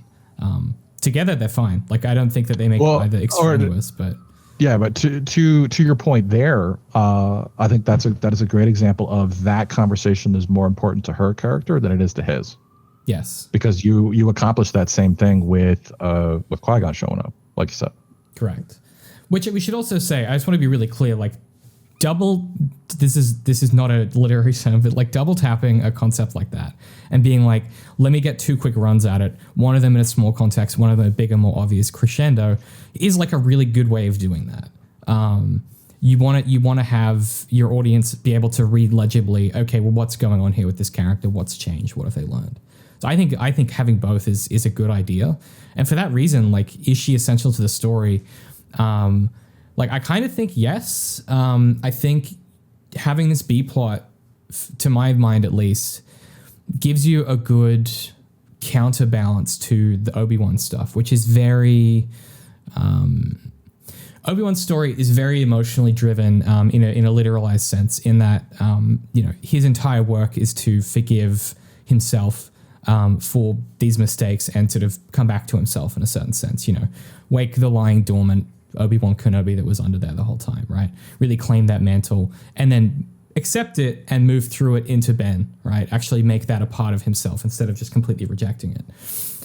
So I don't know. I think Reva's a good counterpoint because she is doing kind of almost the opposite, which is she's starting at the revenge focused place and working through it and letting that go and realizing that she has a life that she can live. And so they're like nice kind of echoing thematic arcs in that sense. I don't know. What do you guys think about I don't know that I agree with that. That's interesting. I don't think they do. I don't think they do echo each other. Like, watching those scenes again, it felt very, like I said, very much after. I don't know if it was after their conversation at the door or might have been prior to that, but like there is a definite, to me, like separation in the stories. Like after that, it is her story and it is his story, and he shows up in her story at the end, instead of the other way around. So like, and this goes to one of the reasons why I think like that hench lady description is inadequate, but like it, I don't agree. Like one of the big criticisms of what's been termed the fandom menace, which we brought up last time, is that one of the things that they were complaining about a lot was like, oh, it's the Reva show. It's not even about Obi-Wan. It's about Reva. And I don't subscribe to that idea, but it feels very much like this is a setup to a side or to another show, which is entirely possible. And allegedly there are some rumors to that effect that she's going to get her own show, which could be interesting. Like I said, this is a character who is going to go on the Kylo Ren journey, or the journey that Kylo Ren would have gone on had he survived Rise of Skywalker, which a lot of people wanted to see happen. So it could be interesting to see where they go with the character if they do that. But like I said, I don't think she's important to his story after that confrontation at the door. And apparently in this fan edit, she dies. She doesn't make it to the end of the story. And one of the things that I think we were talking about, the importance of character and plot earlier, was that, if or how fundamental a character is to this. Does the story work without them? Like, do they lift out? And I think they do. Or I think she does. After a certain point, I think she does. Mm. Look, if it was my script, I probably would have cut it entirely. But I can sense the edges of the thing that it's trying to do. I think I partially agree with you. I think that if they had done the thing that I could feel it going for, and it had worked the way that I think they were hoping it would, I think we would have a very different reaction and be less kind of like umming and ahhing about it. But I think the fact that it's not as effective as it wants to be, or not as effective as it perhaps needs to be to justify its inclusion.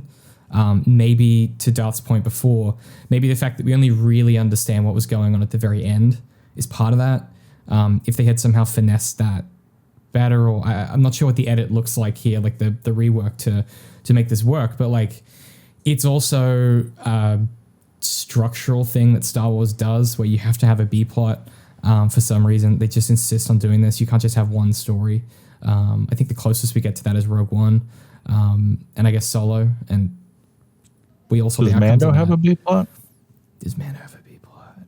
No, not for the most part. I'm trying to think. I don't think so. Book of Boba Fett definitely does. Oh my god, yeah. But I mean, I'm the thinking best part of that show was what it wasn't about. oh my god, I'm thinking specifically of like, you know, how in all of the Star Wars films, you know, you have 3 concurrent stories that then eventually like come back to back to back at the end when you have the big fight sequence, and you get your Phantom Menace cut between the Starship battle, cut between the Duel of the Fates, cut between the you know, yeah. So it's well, I understand what you're talking about there, but to me, this doesn't seem like a B plot. To me, this feels like a completely separate story. After a point, it doesn't feel like a B plot anymore. Mm-hmm.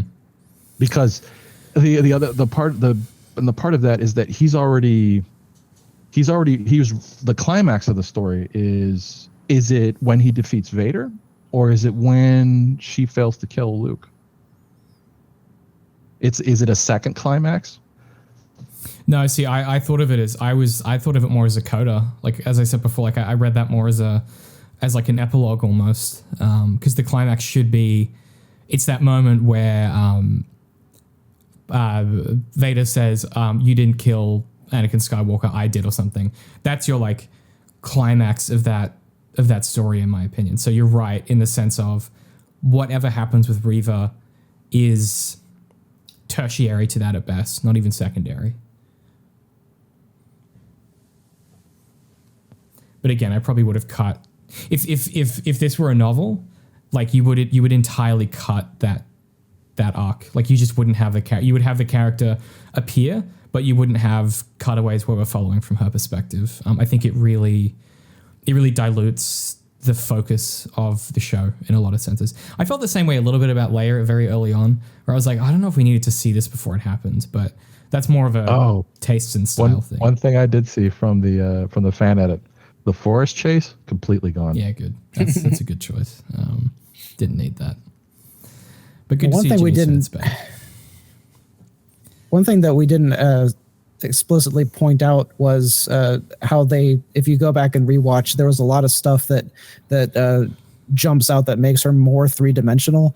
And one of the things was when she's down in their council chamber or whatever at the Inquisitor's base, and she's talking with all of the Inquisitors there, and she says whatever that Anger's second brother, and he uses the Force on her and forces her like face down on the table.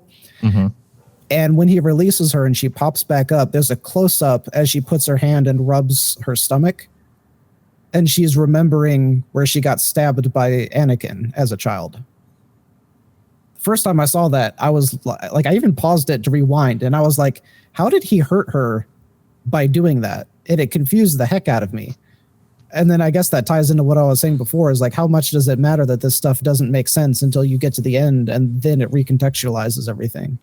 But I mean, talking about all the rewrites and stuff, like I think the best thing for the show would have been to not necessarily cut her character, but alter it so that she is just a villain who's in the background, who's doing villain things, and we don't need to focus on her. Take all of that screen time where she had her dialogue and her sub-story, give us more flashbacks with Anakin and Obi-Wan to really build up this extra layer of story that will be even more impactful when we get to the ship going up and Vader grabs the one ship, and Obi-Wan knew that he would grab the one ship, but that doesn't really come across on screen. But maybe if they had developed more time and more flashbacks, it does on a rewatch.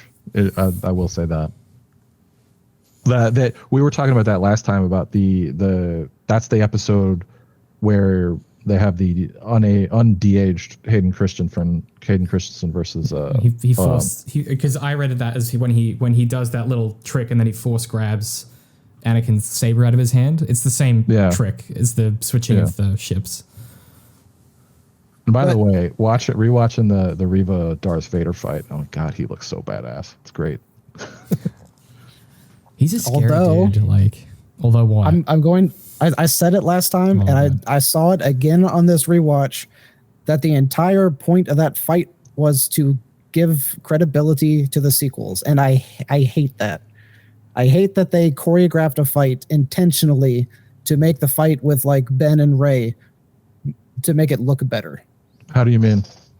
Like that was like the sequels were what introduced the idea that while they're fighting, they just hold up their hand and stop the other person's lightsaber, right? We didn't see that until the sequels, and it happened multiple times. And in the final scene, Rey even just completely used the Force to move blaster bolts around so they didn't hit her. And a lot of people didn't like that it was like Force fighting was going to that level. Probably because of some of the stuff we've talked about, where you're supposed to be able to use the Force to protect, Force bubble or Force protection or whatever. So they shouldn't be able to do that. But that didn't exist in old Star Wars. Well, guess what? Now it does. Now Vader does the exact same stuff. So if he's doing it and it looks so cool, because like every time she tries to swing him, he just uses the Force to stop it. He uses the Force to push her back. And it's like directly stuff we saw in the sequels that we might have made fun of. Now we can't. All right. So I will say that there's a lot that I like on the Rey. There's a lot that I don't like, and there's a lot that I do like about the Rey. We're getting sidetracked here, but we're gonna go with it. About the Rey versus Kylo fight on the Death Star.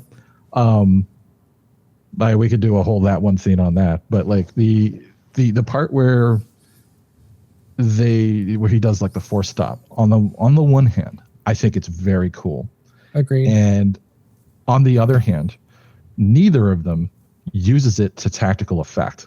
Like when he does it, I mean, like but for him, going to the understanding the whys of the character, like it makes sense because he's not trying to defeat her.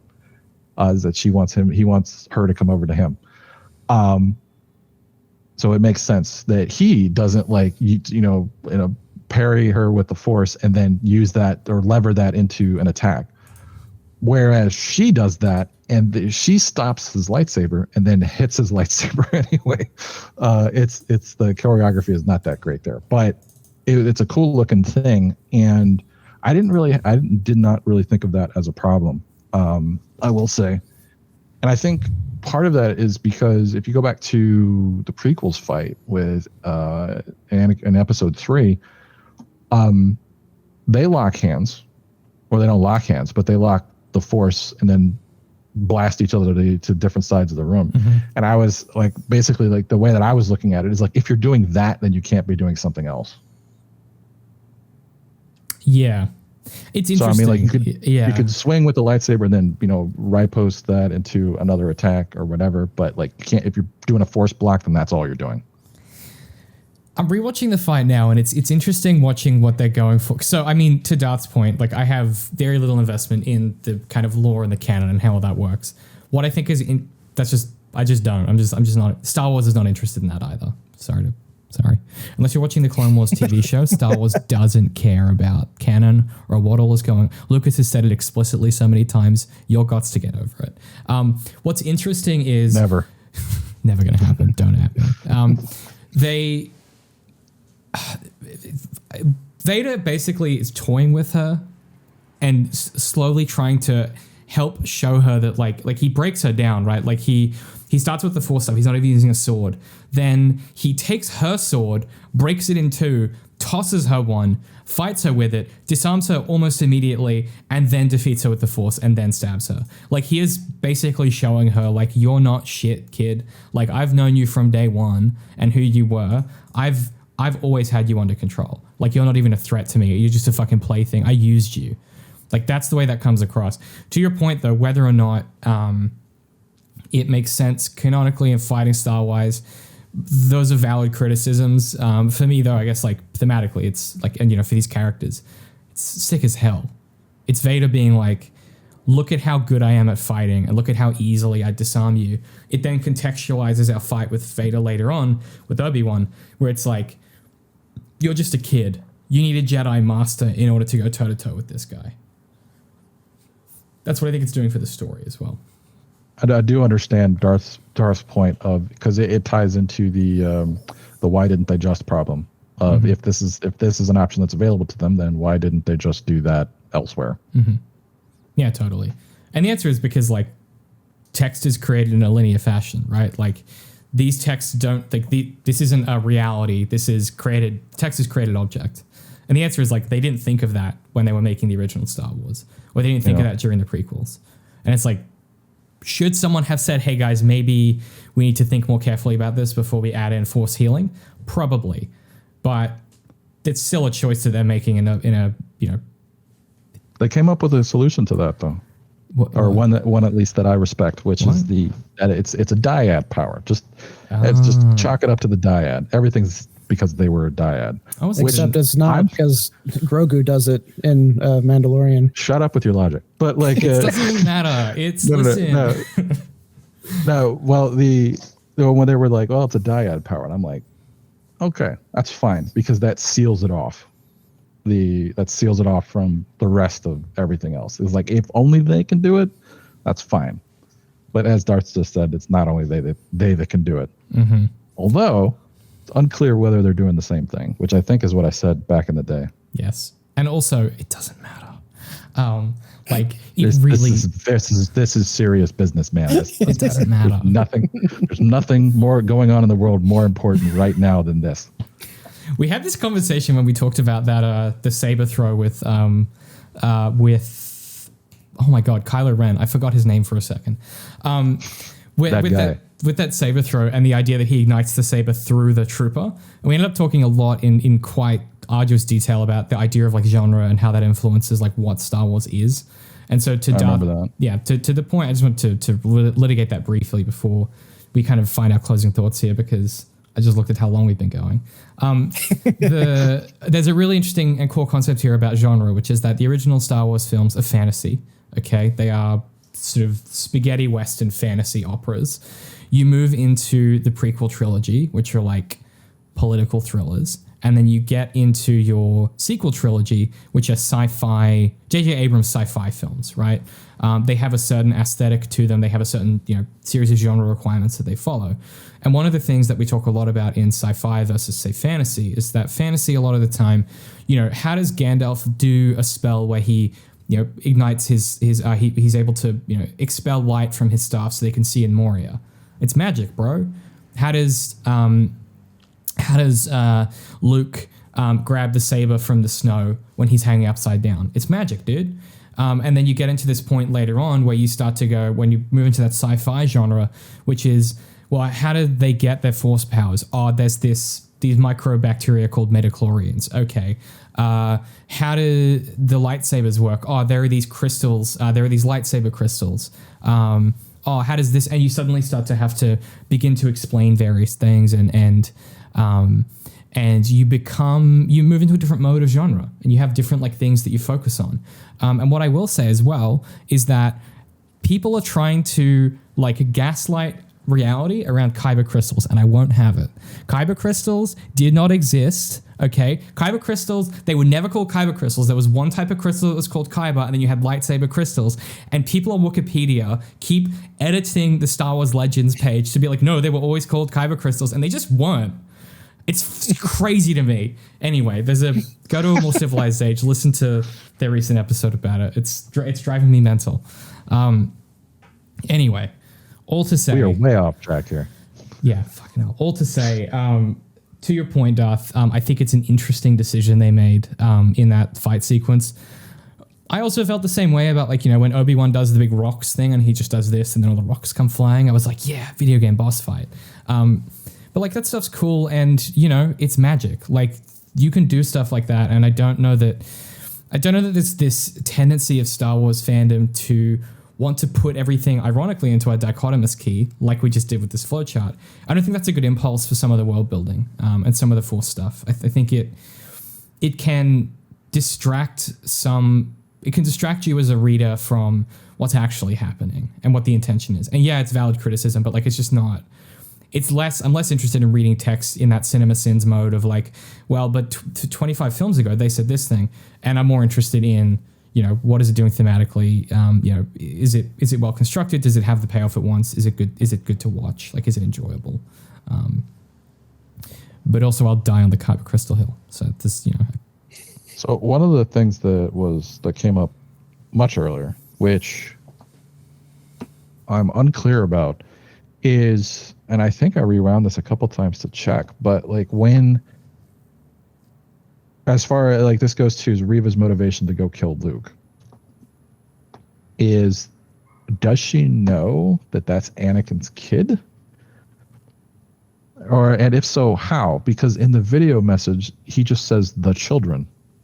He doesn't say, I'm going to go take care of Anakin's kid, Luke, who's over at the 123 Tatooine Street with his Uncle Owen, in case anybody wants to know exactly where he is and that he's really important to the story.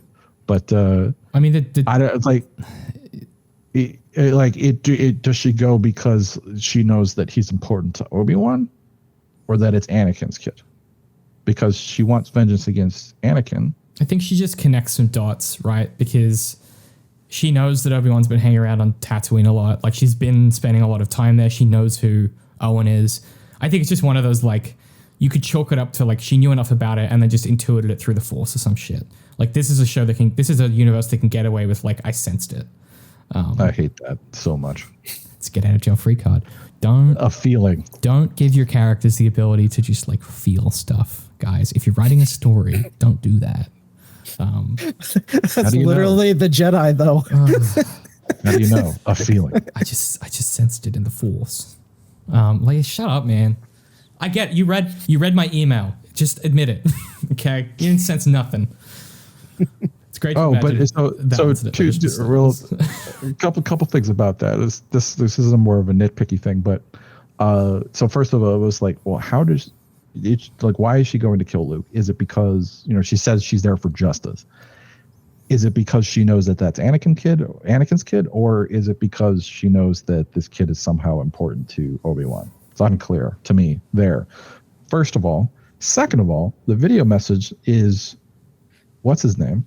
Jimmy Smits, Bale, saying to Obi-Wan, realize you've been gone a while, so I am going to go over to Tatooine and protect Luke. In this video message, he says that. And Obi-Wan and Reva both beat him there. Yeah. Jimmy's taking the scenic route, He's got his top-down convertible again. He's taking the country roads, you know what I mean? We haven't talked about ever how cool Bail Organa's, like, dope Cadillac-style speeder is in Revenge of the Sith. That thing is awesome. The coolest fucking whip I've ever seen. A lot of the what would you call it, stylization of the prequels, and especially like Coruscant, is just I love it so much. I love that we're getting to see Alderaan now, because they did a beautiful job with it. I love the design of that planet. Yeah. And again, that oh man, I wrote the name down and I don't know where that notebook went, of the new planet that we go to, the city planet. Cyberpunk City. Yeah, it looks so cool. And I was like, I was looking at it, I'm like, this is very cyberpunky, and I like it, but it still looks like Star Wars to me. I mean, I would pay an irresponsible amount of money for a, like, hard-boiled detective Obi-Wan show just set on that planet, just like him going around doing, like, grimy bounty hunting stuff. Oh my god, I could die happy. This is going down the nitpicky route, but like, watch that again and look at how little sense it makes his like, quote unquote, detective work, because he just kind of stands there, looks around confused, and then sees someone coming out of a door wearing goggles, and he's like, I bet that's the place.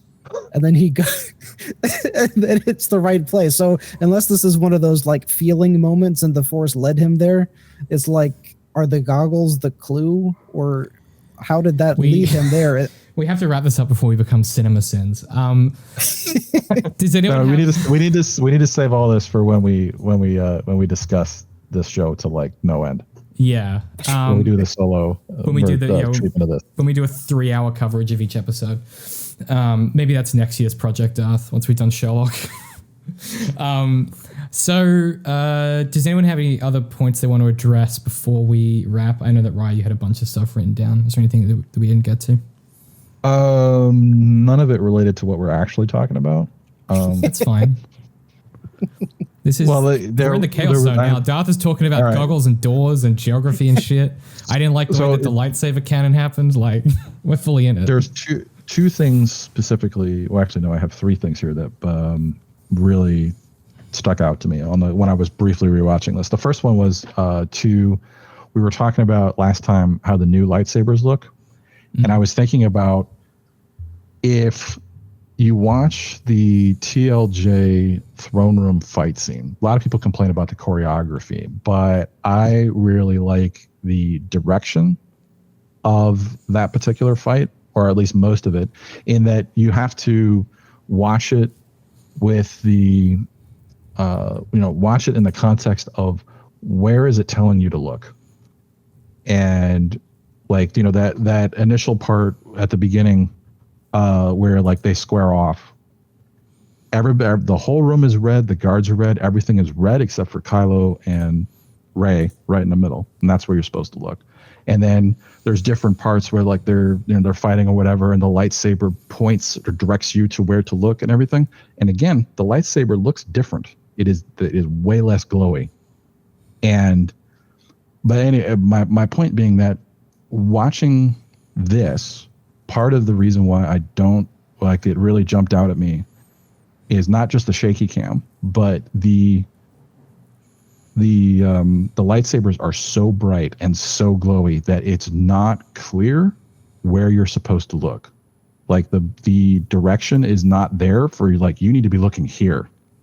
Like, and what I mean by that is, if you go watch the throne room fight scene in TLJ, I watched it specifically looking for the disappearing knife thing. And while I was watching it, I forgot that I was doing that, and I missed it because where the knife disappears is not where you're supposed to be looking.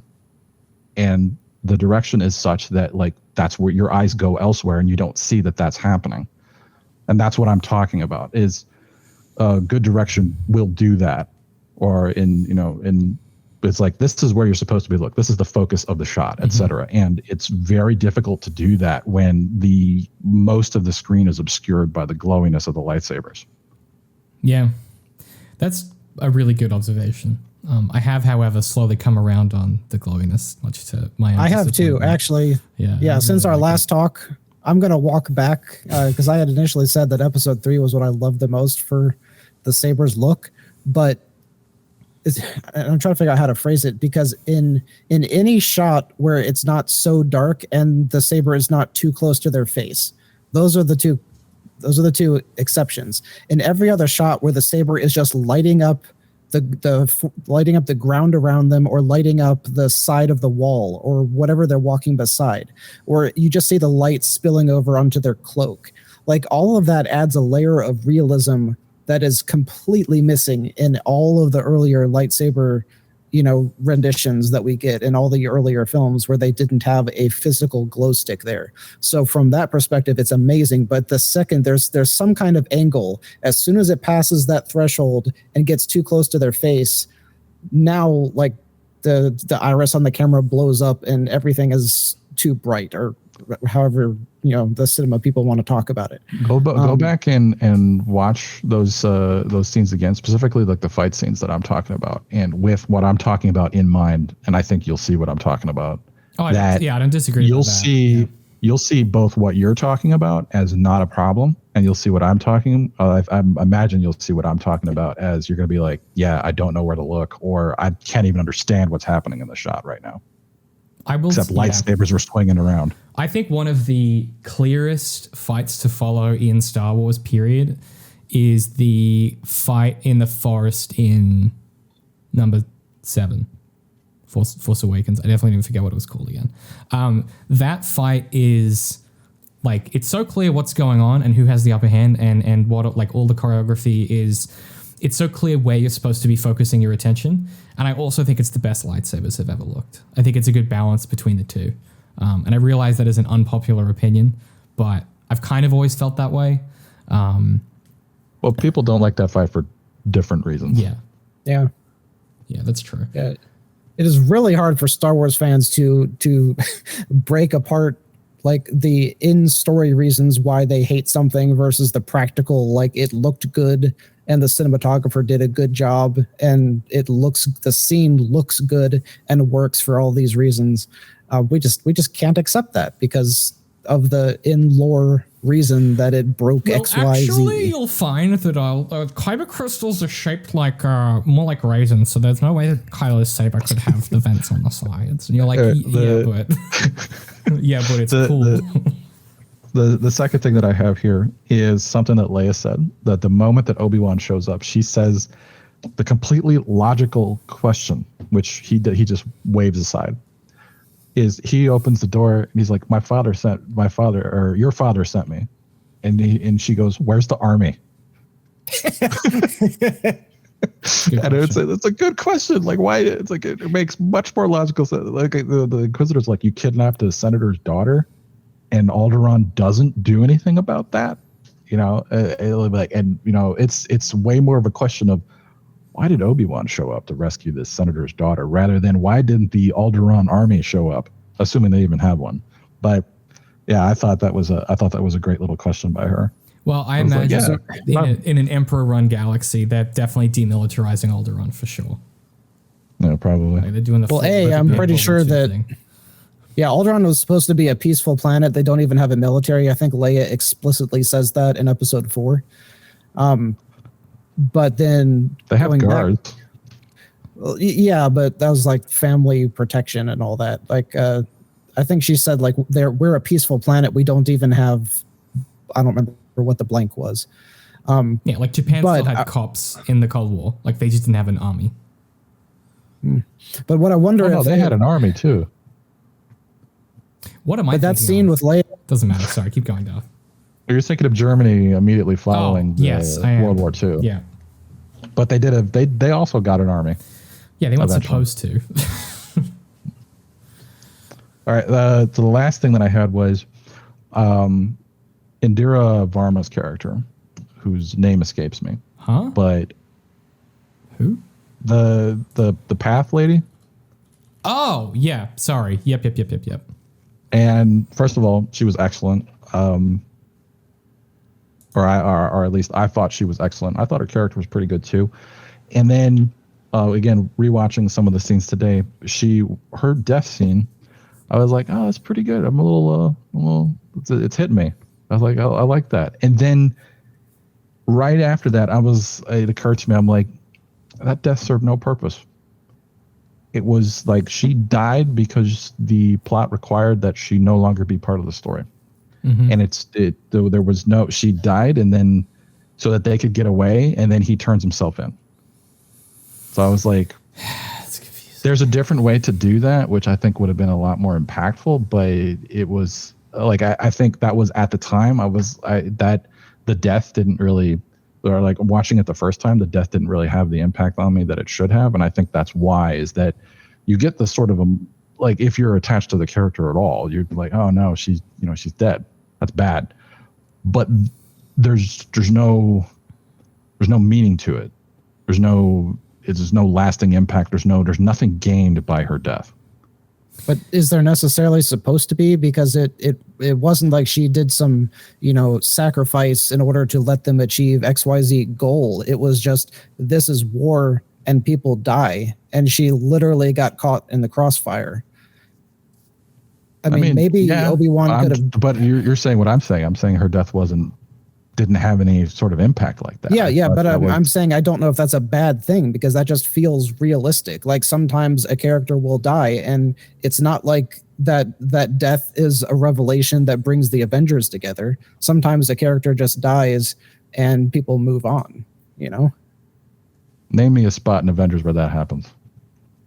The first Avengers film where Coulson dies, and that's like, oh wait, which version? That's what brings them together. Yeah, I was saying like in that exact same thing where he died, like 500 other SHIELD people died. We didn't get a story about them. Their death didn't achieve anything. Yeah, none of them were main characters. That's true. I didn't even know their names. The closest you get is there was a ton of Path people that died in that tunnel. That's true. And their death does not have to be impactful. And I'm not saying that necessarily another character's death is supposed to be impactful, but it's like for a character of that stature, of that level, of that involvement in the story, to just be dead and then and then there's no, it doesn't change the trajectory of anything that's happening. Like what if he had gone back and like dragged her out of there and she had lived, it would have been exactly this. They would have been in exactly the same situation. You know what it's like? It's like what we talked about in Solo with when the pilot and Woody Harrelson's wife die. Like it doesn't change the trajectory of the story. Things would have always been that way, and it has like an emotional impact, but it's pretty limited. It's just there to get that character off the board before the next. Yeah, but we didn't even know them that well. Yeah, like they were in the limited time that we had them. They were, important, but they weren't that important. I don't disagree. No, I think get her off the board either, though. Like she could have just lived and been part of the resistance forever. And that's what I'm saying. If you're going to take her off the board, like make it impactful. I don't know. This might just be a complaint. I guess my question was like, what if they did that on purpose? Because typically when a main character goes out, it has to be doing something impactful. What if the point was that this is war, people die, and not everything you do will have an impact? That's possible. I would very much doubt that was their intention. I do. I also would bet money that they did not intend that, but I love the reading of that because it makes it make a little more sense. I would have just put her as flying the second transport that gets got. Or be the one that takes Leia back to Alderaan. Yeah, I don't know. You got a lot of options. Instead of Kumail Nanjiani. Yeah. Because that becomes his job. That's true. I wanted to... Did y'all notice the first woman that his character helps escape, her and her son, that she's there and she's like fighting with them? Did not notice that. Yeah. She's one of them. It's the choreography is really weird. She's always like crouching down, almost laying down on the floor. But yeah, you'll see her in the foreground of a bunch of shots. It was pretty cool that they, tied that character in. Although I don't think we ever see her son again. Well, any other thoughts? David's got to go get a burger. I gotta go think about my choices, and hope that I haven't upset any Star Wars fans too much, which seems unlikely because I did dunk on them. I did.